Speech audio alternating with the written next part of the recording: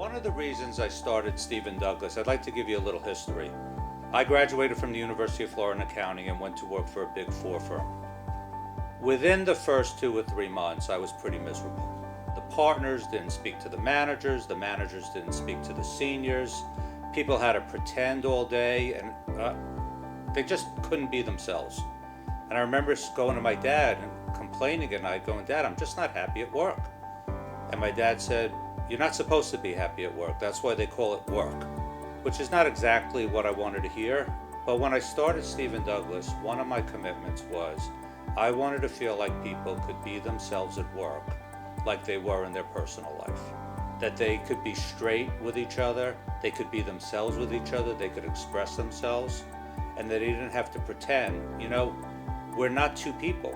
We're not one person at work and one person at home. We're one person. Could you express yourself and be yourself at work like you were at home? And it was important for me, and it's really, I think, speaks to the culture we created at StevenDouglas. People feel like they can be themselves at work.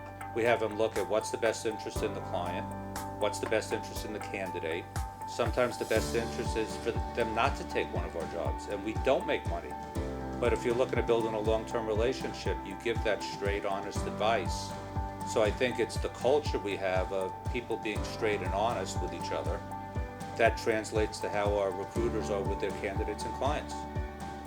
And it comes back in spades. I've had clients for 30 years that never made money on them initially, but they appreciated how the advice we gave them, that we were looking out for them, and they became clients for years.